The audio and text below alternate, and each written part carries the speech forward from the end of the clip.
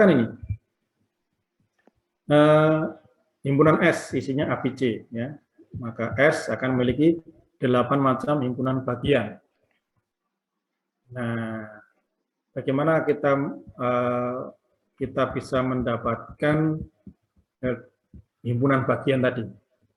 Banyaknya himpunan bagian. Oke, saya 2 pangkat N.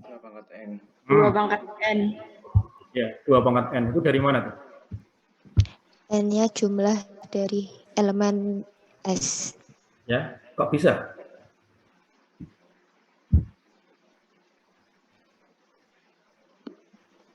Kok bisa? Gimana caranya? Katakanlah ini, saya punya himpunan S, jangan himpunan S tadi, himpunan S lagi.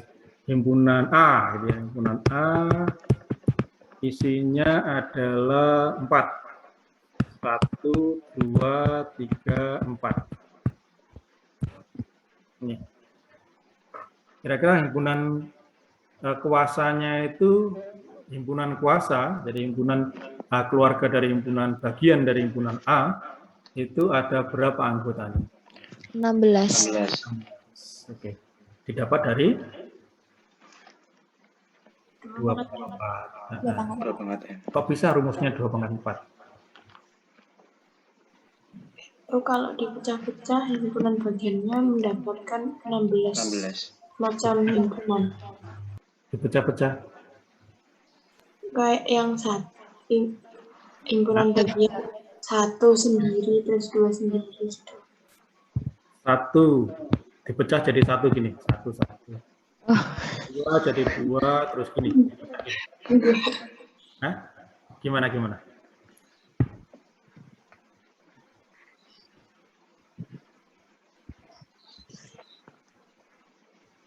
Intinya apa ya? Kita menggunakan bagaimana munculnya bisa kalau misalkan banyak anggotanya 4 berarti nanti 2 pangkat 4, banyak anggotanya 3 berarti 2 pangkat 3 jadi 8, banyak anggotanya N 2 pangkat N gitu ya. Nah, maka di dalam bagaimana caranya kita bisa mendapatkan sebuah subset atau suatu himpunan. Oke, katakanlah ini ya. Jadi kita ilustrasikan ini aja. Kalau kita ilustrasikan ini, maka kita mau mengkonstruksi sebuah subhimpunan. Kita mau bangun subhimpunan dari himpunan A. Nah, maka di dalam kita membangun subhimpunan A, sebuah subhimpunan A, maka ke semua anggota itu harus kita beri porsi atau kesempatan yang sama untuk masuk dalam sebuah subhimpunan. Ya, jadi sehingga kita punya, misalkan kita mau bikin subhimpunan untuk subhimpunan A. Berarti kita bangun ini, kemudian kita sediai 4 tempat. Nah, kita sediai 4 tempat.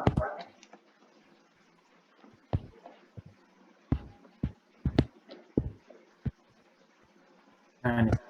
Jadi ada 4 tempat yang bisa ditempati, ini ya, 4 tempat yang disediakan. Jadi artinya tempat yang pertama itu nanti untuk anggota 1, ya. Tempat yang kedua itu untuk elemen 2, tempat yang ketiga untuk elemen ketiga, dan tempat yang keempat nanti untuk elemen yang keempat, begitu. Nah, lalu kita tanya masing-masing ini, ayo 1. Mau nggak jadi anggota subhimpunan? Enggak. Oh, berarti dia nggak mau. Terus 2, mau nggak jadi anggota subhimpunan? Mau. Nah, berarti centang di sini. 3, mau nggak jadi anggota subhimpunan? Mau. Oke, centang lagi. 4, mau atau tidak? Nggak mau. Apa? Sehingga subhimpunan yang terjadi adalah 2 dan 3. Atau misalkan lagi, ya, kalau misalkan kita bangun subhimpunan berikutnya, 1 mau nggak jadi subhimpunan ini masuk? Mau, centang. 2 mau nggak? Nggak mau. Dah, lah. 3 mau nggak? Mau, centang lagi. 4 mau nggak? Nggak. Oke, sehingga kita punya 1 dan seterusnya. Ya, seperti itu. Sehingga apa? Nah, sehingga untuk membentuk suatu subhimpunan, ya, kita punya 4 cara, ya. Jadi kita punya 4 langkah ini.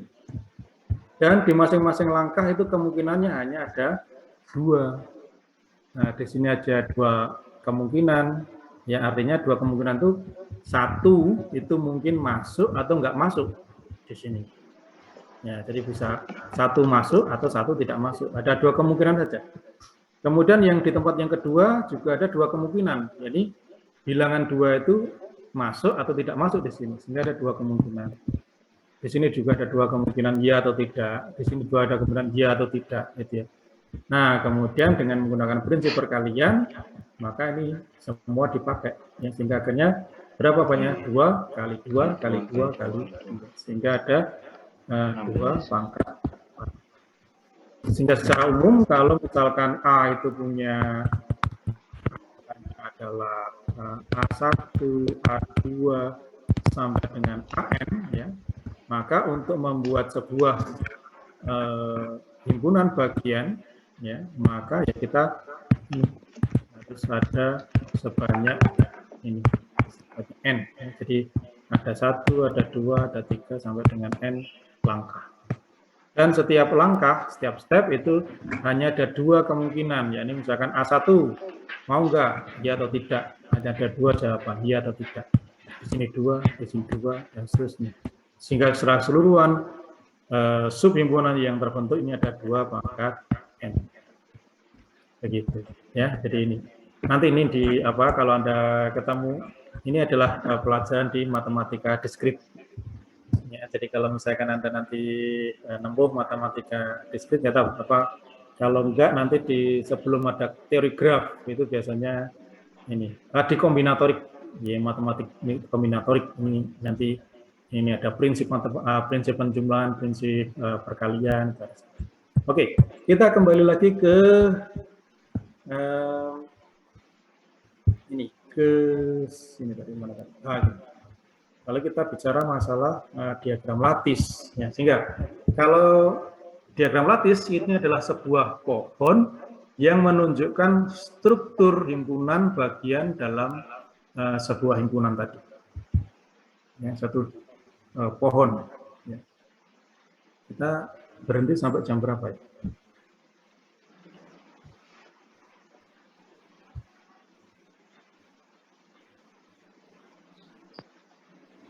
Jam 2, Bapak. 14.10, Bapak. Sampai 14.10 ya. Oh, oke, masih longgar. 14.10. Oh, masih lama. Ya, oke, jadi seperti itu. Diagram lattice adalah sebuah pohon yang menunjuk struktur himpunan bagian dalam sebuah himpunan.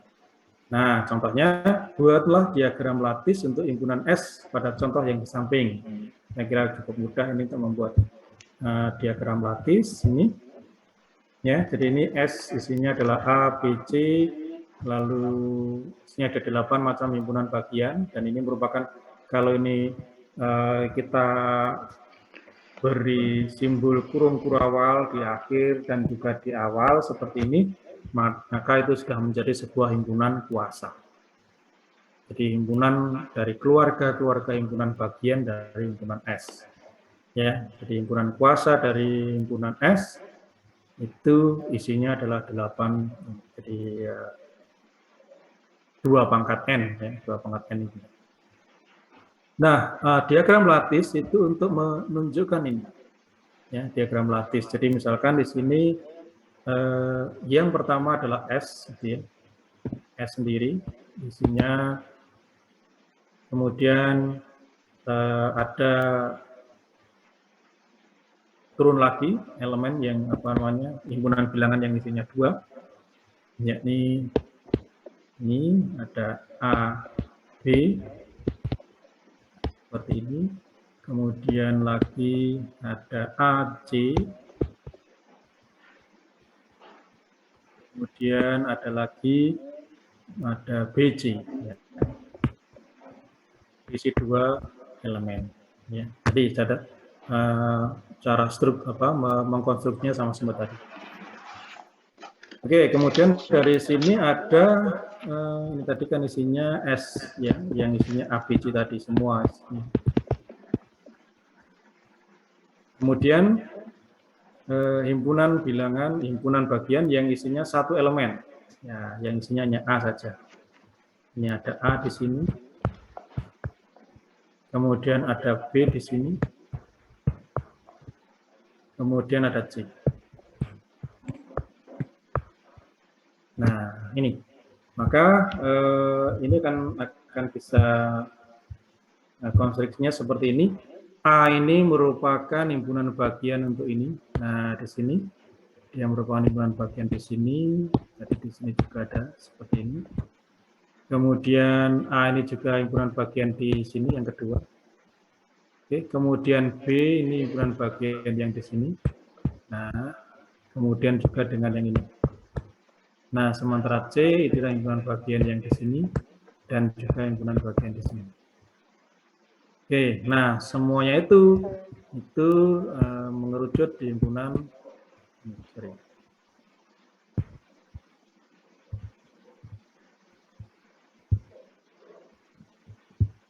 Oke, jadi di sini ada himpunan bilangan, himpunan kosong.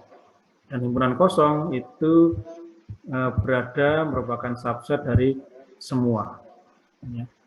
Himpunan kosong ini merupakan subset dari semua. Di semua himpunan itu pasti akan punya himpunan bagian yang disebut sebagai himpunan kosong. Jadi ini adalah diagram lattice, ya, jadi yang disebut sebagai diagram lattice, yang ini merupakan suatu pohon sini yang memetakan, menunjuk struktur himpunan bagian dalam suatu himpunan. Nih. Oke, jadi ada ini S, jadi ABC, kemudian himpunan di bagian di layer yang kedua atau lapisan yang kedua adalah subhimpunan yang isinya 2 elemen, kemudian layer yang ketiga subhimpunan yang isinya 1 elemen, kemudian layer yang terakhir itu paling bawah itu yang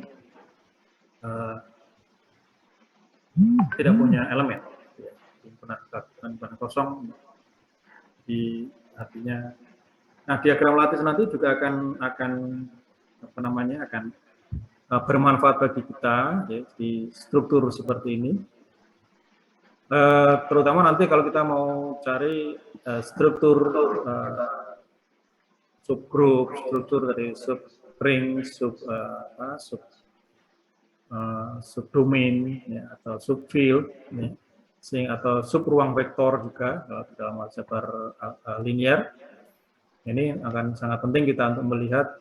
Nah, kemudian di sini tadi ada yang disebut sebagai himpunan bagian tak sejati atau improper subset dan himpunan bagian yang sejati. Ya. Jika kalau himpunan bagian yang sejati, kalau dalam struktur ini ditempati di sini.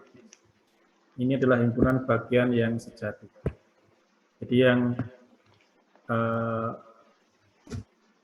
ini himpunan bagian yang sejati. Sementara yang di sini bukan, yaitu improper. Jadi ini adalah improper atau himpunan bagian yang tak sejati. Ini hadirnya sendiri. Sementara kalau yang ini, yang himpunan kosong itu himpunan bagian yang trivial. Ya. Jadi himpunan improper atau himpunan bagian yang tak sejati adalah himpunan itu sendiri. Ya, jadi kalau S, A, B, C, maka himpunan yang anggotanya A, B, C adalah himpunan bagian yang tak sejati atau himpunan bagian yang improper. Ya, ini improper, ini tak sejati.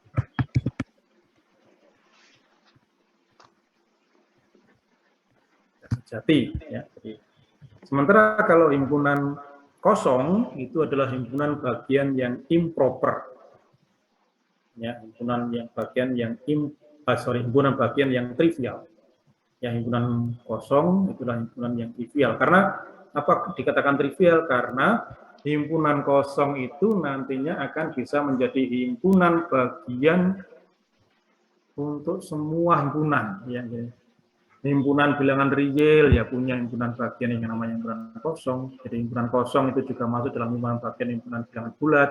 Himpunan kosong nanti juga akan masuk dalam sebagai himpunan bagian dari bilangan himpunan bilangan real, himpunan bilangan himpunan fungsi, pokoknya semua himpunan itu pasti punya himpunan kosong sebagai himpunan bagiannya. Sehingga dengan demikian himpunan kosong itu disebut sebagai himpunan bagian yang trivial.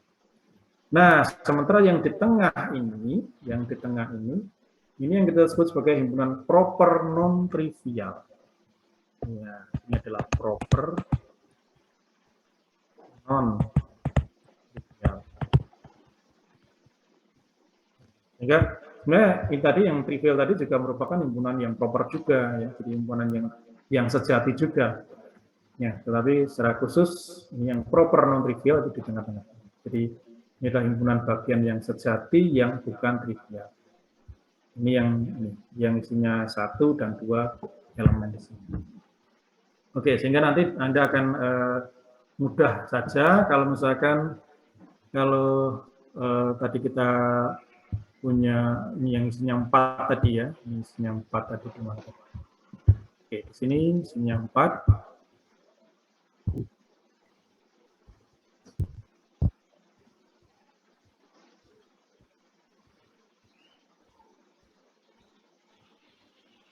Oke, jadi kalau misalkan A isinya adalah 2, 3, 4, ya maka tadi ada 16 ya, ada 16 subset, ya, yang isinya adalah A itu sendiri. Kemudian yang isinya 3, ya, jadi isinya layer kedua itu isinya 3, ya ini misalkan 1, 2, 3. Kemudian 1, 2, 4. Oke.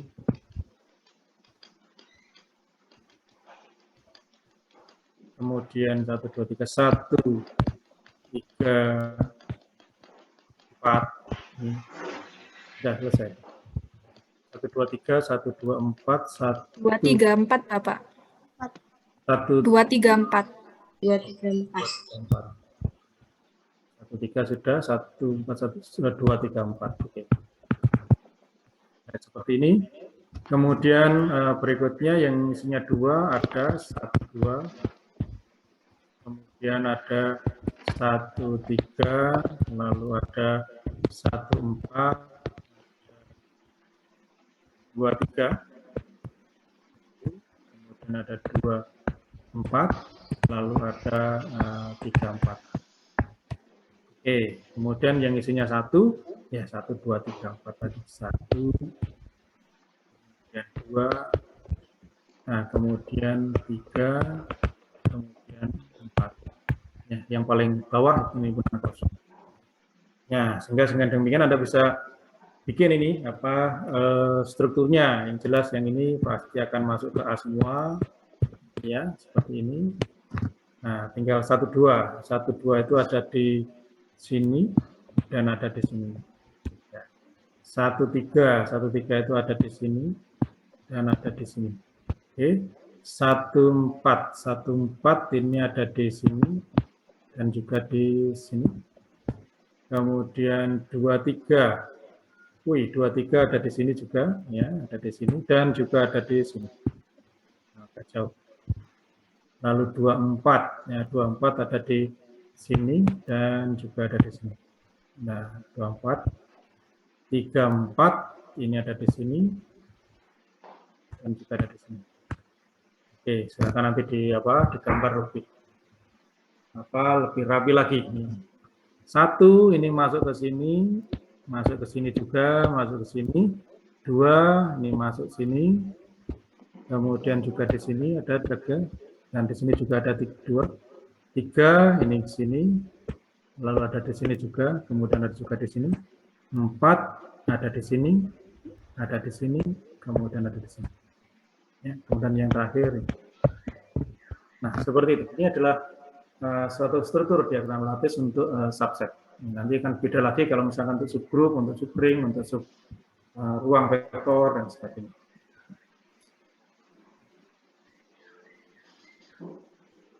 Oke, nah seperti ini. Baik, jadi itu adalah diagram lattice ya, diagram lattice untuk yang bisa digunakan untuk melihat struktur ya, sehingga nanti Anda bisa juga membedakan antara yang improper ya, pasjati, proper, non trivial, kemudian juga trivial. Ini.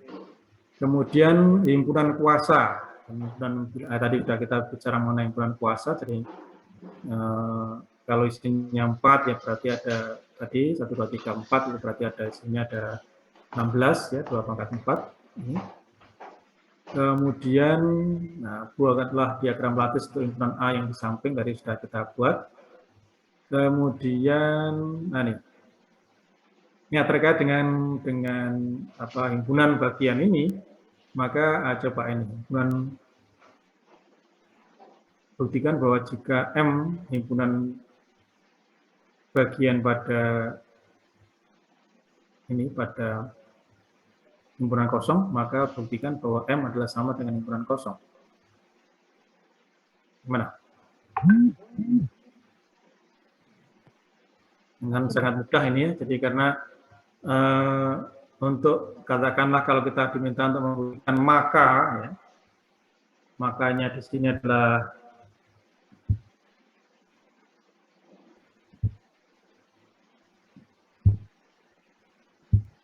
ya, ini jadi ini diminta membuktikan M itu adalah sama dengan himpunan kosong. Ya tinggal satu aja yang jadi kalau diketahui M subset himpunan kosong dan kemudian secara fakta ya, himpunan kosong itu akan menjadi subset di semua himpunan termasuk himpunan M. Ya, sehingga kalau karena mereka sudah saling subset maka terbukti sudah kalau M adalah sama dengan himpunan kosong. Oke, berikutnya ini jika K subset himpunan L, L subset himpunan M, dan M subset himpunan K, maka buktikan K ini sama dengan M. Ini gampang aja ini. K subset himpunan L, L subset himpunan M, ya karena sifat transitif, ya sifat transitif, maka berarti K subset M. Ya, jadi K subset M dan M subset K, maka betul K sama dengan M. Nah, kemudian berikutnya ini ya. Buatlah diagram lattice untuk menunjukkan relasi antara ini himpunan bangun datar segi 4 ya pada contoh 3 ya. Ya, diagram lattice. IP jadi himpunan jajar genjang, P belah ketupat, R persegi, T persegi panjang. Kira-kira gimana?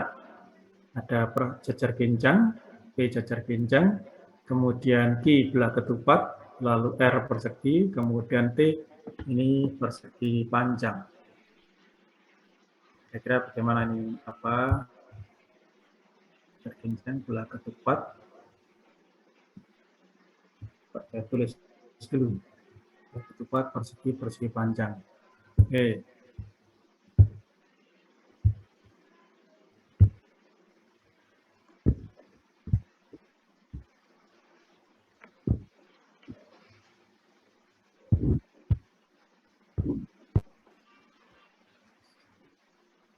Jadi kalau P tadi himpunan dari persegi panjang ya, persegi panjang.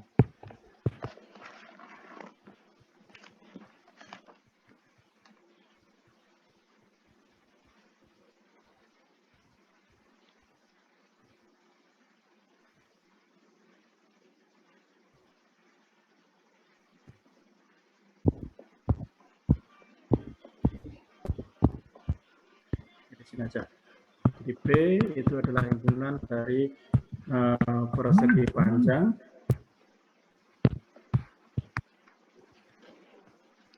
Kemudian P tadi belah ketupat ya. Mohon maaf Bapak, Ya. untuk yang P itu jajar genjang. Oh, jajar genjang. Nggih. P jajar genjang.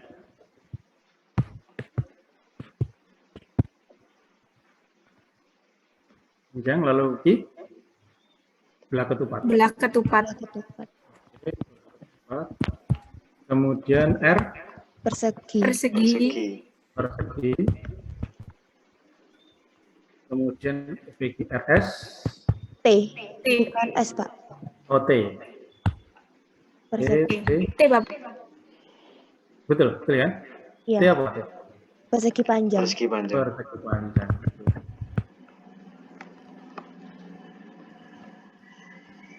Nah, ini Bapak, ini kita harus punya pengetahuan ini di bangun datar. Persegi, jajar genjang, kemudian belah ketupat, persegi panjang. Ini mereka berada dalam terah keluarga apa ini? Bangun datar segi 4. Segi 4. Oke, segi 4. Ya, berarti di atas itu ada segi 4 ya. Segi 4. Segi 4, kemudian segi 4, lalu ada apa lagi? Nah, ini antara jajar genjang, persegi panjang. Jajar genjang. Ditinjau dari sifat-sifatnya mungkin, Bapak. Iya. Sifat-sifatnya gimana? Dari segi 4, lalu? Sisi-sisinya, Bapak. Sisi-sisi yang berhadapan sama panjang. Ya, segi 4 itu nanti di klaster dalam berapa kelas?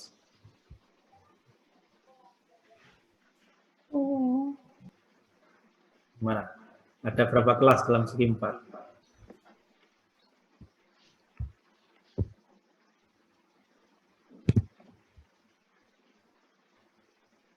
Ada yang tak beraturan? Ada yang beraturan? Ada yang jadi gimana? Kira-kira kalau misalkan ini dulu ya, yang ini antara keempat ini aja, antara keempat ini, gimana hubungan mereka, sehingga kita nanti bisa membangun sebuah diagram lapis untuk mereka. Kira-kira persegi panjang dengan persegi. G. Iya, dalam persegi. Apanya? Apa? Sudutnya. Apanya? Sisi dan sudutnya sama panjang dan sama tapi besar. gimana kita menyusunnya? Kita buat T, kemudian ke R. Iya.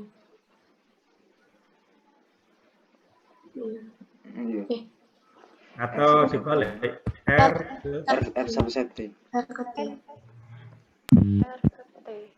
R bagian dari R subset T. Ya,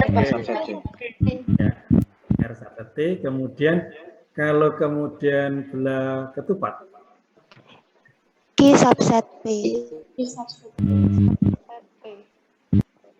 ya, I Q subset P. subset P. Oke, kita punya juga Q subset P, benar. Kalau yang ini salah.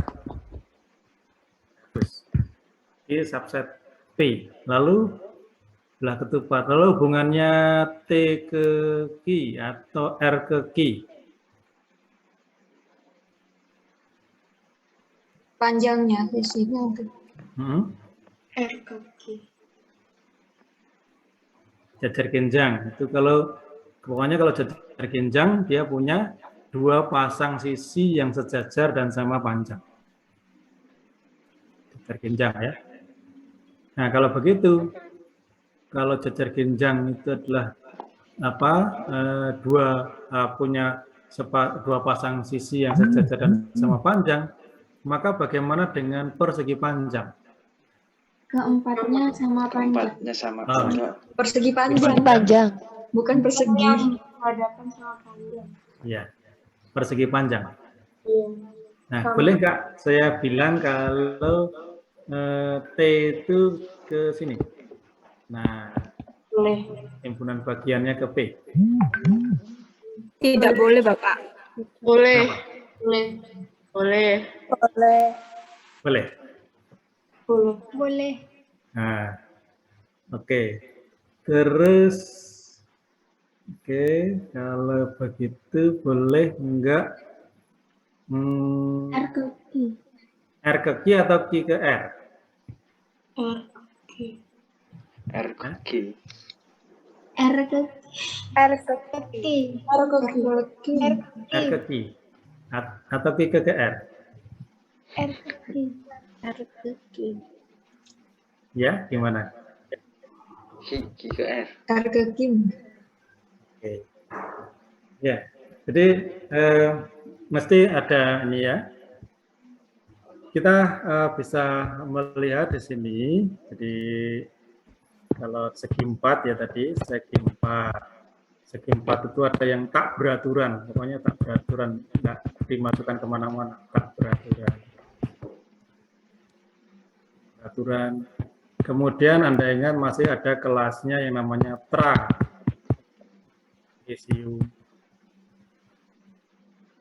Trapesium, masih ingat trapesium? Iya, Bapak.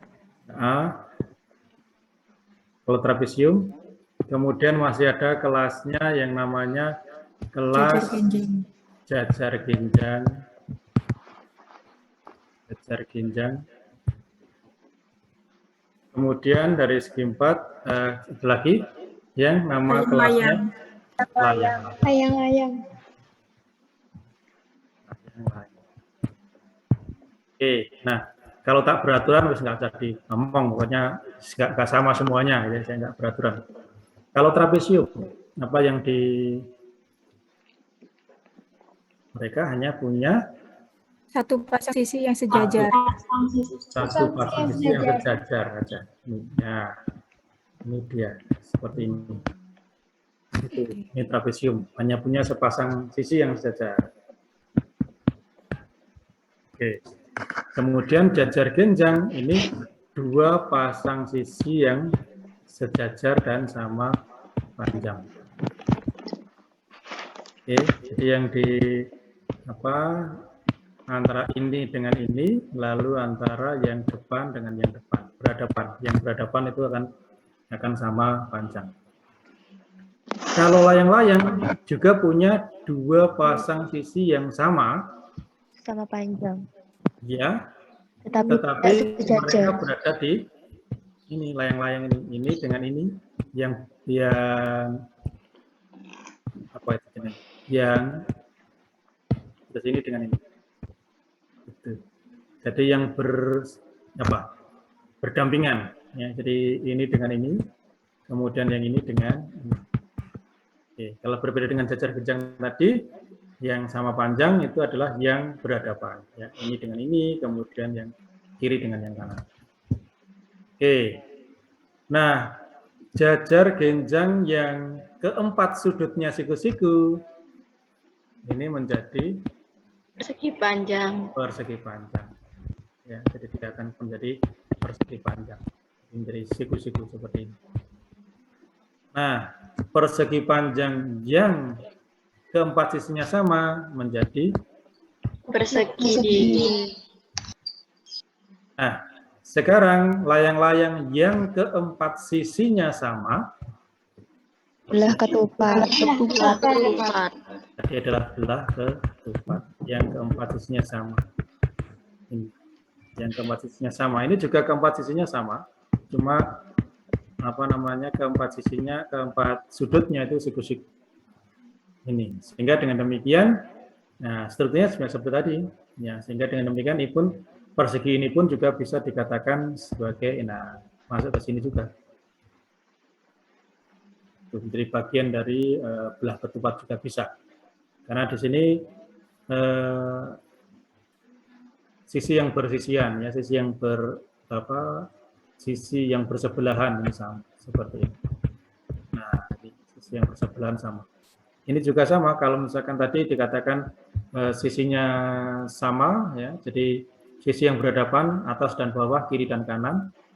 Juga bisa dikatakan kalau persegi tadi antara kiri dan atas dan kanan dan bawah juga bisa ya, sehingga dia bisa dimasukkan ke sini. Ya, sehingga dengan tadi sudah bisa disusun ya antara TPRQ tadi ya, T-nya tadi himpunan P tadi jajar genjang, ya, jadi jajar genjang itu, kemudian tadi P jajar genjang, kemudian persegi panjang itu adalah T, kemudian di sini adalah persegi tadi adalah R, ya, ini adalah R, kemudian di sini belah ketupat tadi adalah Q. Ini seperti itu. Ya, sehingga kita akan bisa mengenal, ya, jadi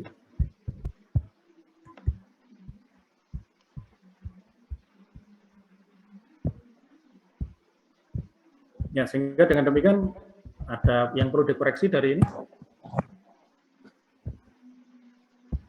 Ada.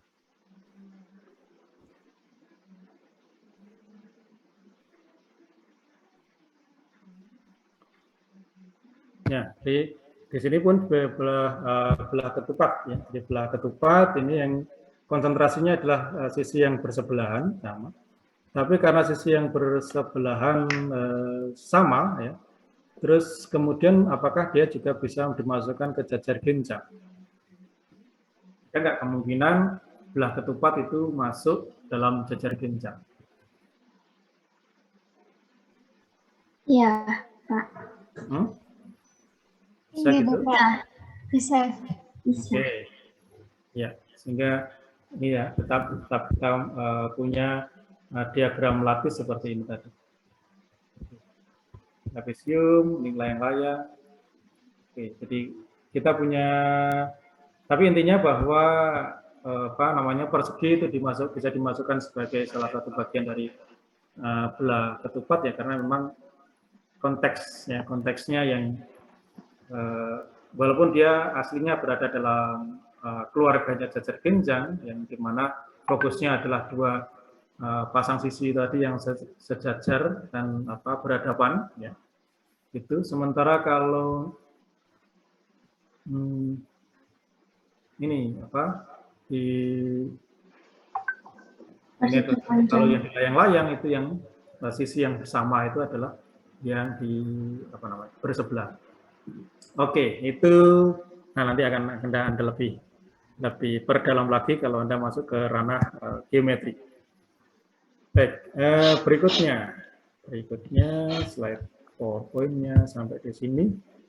Oke, diagram lattice, kemudian nih, buatlah diagram lattice untuk menunjukkan relasi antara himpunan bilangan kompleks, real, rasional, bulat, cacah, asli. RSBCA.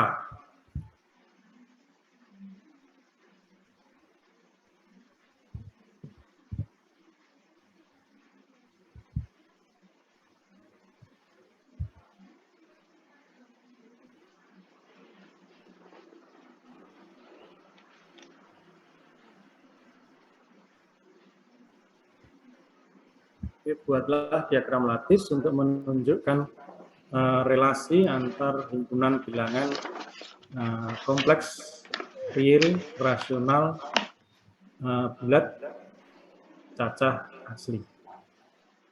Kompleks, real,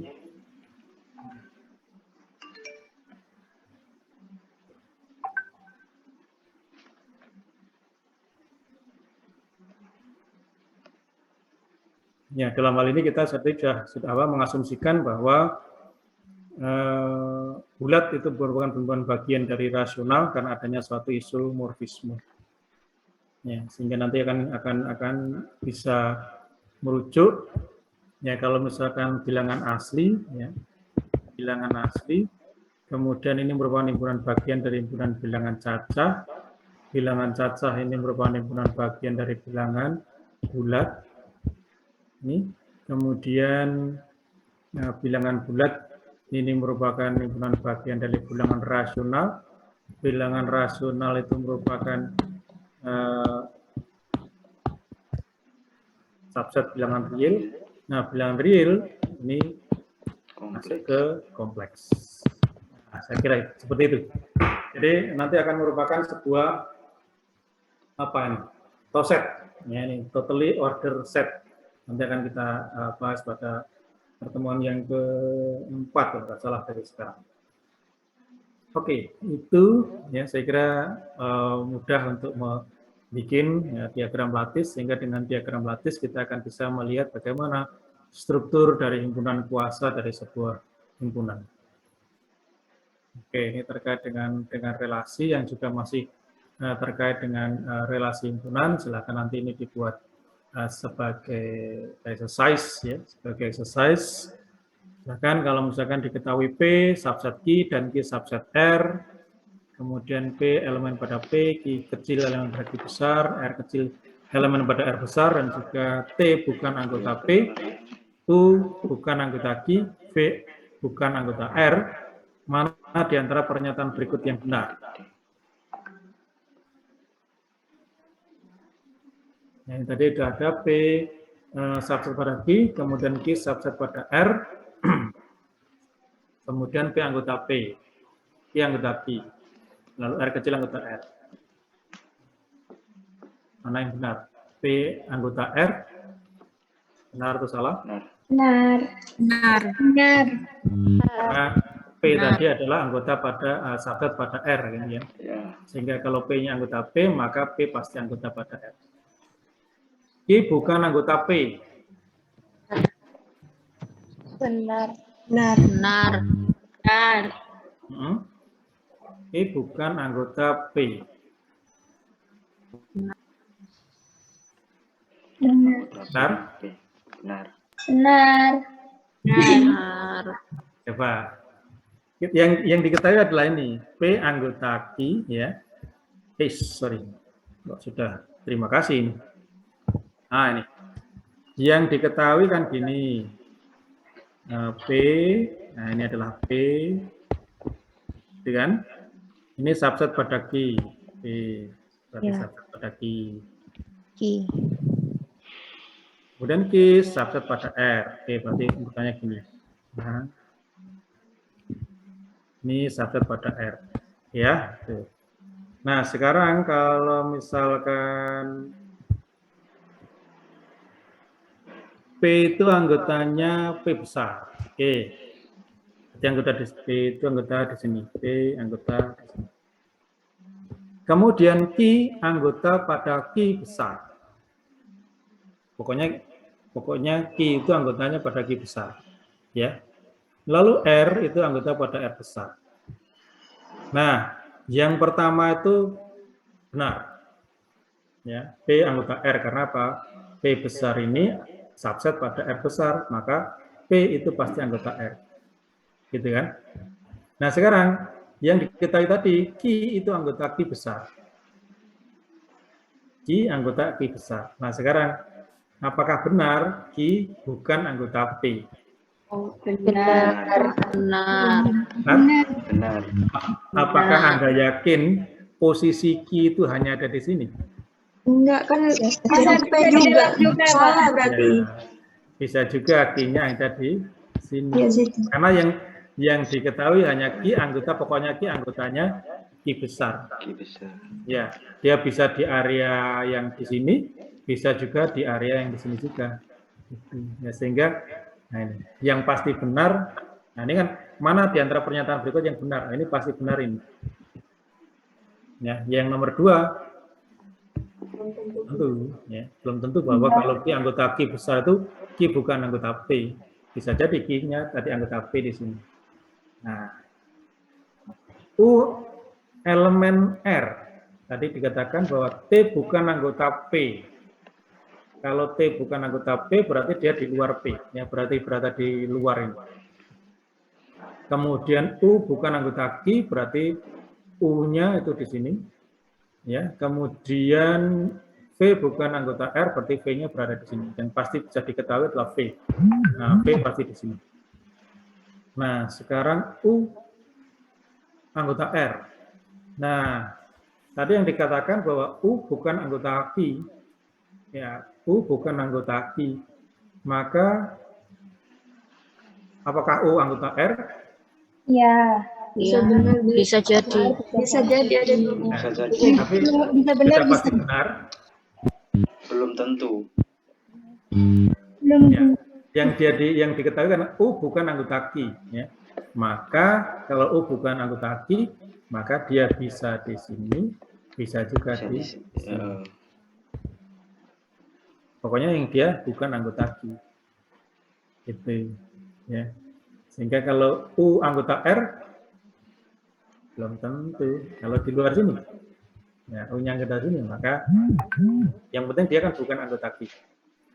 Kemudian P bukan anggota Q. P bukan anggota Q. Oke, ya. Jadi karena V itu bukan anggota R, ya, berada di luar R, ya pasti dia juga bukan anggota Q karena dia di luar sini. Sehingga yang pasti benar juga 4 ini pasti benar. Oke, ya baik. Untuk selanjutnya silakan ada apa bikin sebagai latihan untuk menjelang istirahat siang. Oke, baik, saudara, terima kasih untuk hari ini saya ucapkan sekian. Terima kasih atas perhatiannya. Pekan depan kita masuk pada apa? Tentang pekan depan kita bahas mengenai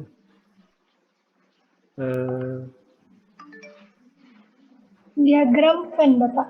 Oh iya, diagram Venn. Baik. Di pekan depan kita masuk pada diagram Venn. Saya kira Anda juga sudah familiar dengan diagram Venn untuk menyelesaikan suatu masalah. Oke, kemudian berikutnya lagi kita masih bicara masalah himpunan terkait dengan representasi komputer untuk himpunan. Ya, untuk hari ini tentang masalah himpunan kuasa dan juga himpunan bilangan, saya kira ini yang harus Anda pahami betul, karena berikutnya nanti Anda akan bicara akan belajar banyak mengenai implementasi tentang himpunan bilangan tadi. Jika Anda harus mematangkan tentang bagaimana struktur dari himpunan bilangan tadi. Ya, tadi kita sudah bagaimana melihat relasi antara himpunan-himpunan bilangan yang ada, sehingga dengan demikian ini akan menjadi bekal Anda untuk bisa membahas pada nanti juga nanti ada analisis real, ada kalkulus, ada mata kuliah lanjutan yang lainnya yang menggunakan konsep bilangan ini sebagai fokus atau objek utama di dalam pembahasan. Baik, saya kira itu saja dulu, saudara, yang saya sampaikan, dan saya silakan nanti kalau dalam pembahasan saya, kalau misalkan ada sesuatu yang perlu Anda tanyakan, itu jangan nunggu untuk diberi waktu untuk bertanya. Jadi silakan aja langsung Anda bertanya, atau mau menjawab silakan Anda bisa menjawab, atau mungkin ada suatu pembahasan mungkin dari apa yang saya sampaikan ada yang perlu Anda konfirmasi, silakan langsung mengangkat pembicaraan saya, tidak masalah. Ya, jadi silakan raise hand atau mungkin langsung izin untuk memberikan pendapat, silakan. It's okay. Ya, jadi ini. Jadi itu ya, kita relax saja, santai, tapi juga ada sesuatu yang konsep-konsep matematika yang akan bisa kita ambil di sini. Harapannya di setiap akhir sesi ini Anda bisa memahami apa yang kita menjadi bahasan dan diskusi kita, jangan sampai kemudian nanti begitu selesai ditutup Zoom-nya lalu Anda mau tidur, tadi mau belajar apa ya? Nah, jangan sampai ada pertanyaan itu lagi. Ya. Jadi harus artinya sudah ada apa yang akan yang Anda pahami dari sesi ini. Baik, saya kira itu aja dari saya. Terima kasih atas perhatian Anda. Tetap jaga protokol kesehatan dan semoga semua dalam keadaan tetap sehat dan semangat untuk melanjutkan perkuliahan selanjutnya. Terima kasih dan selamat siang. Pak.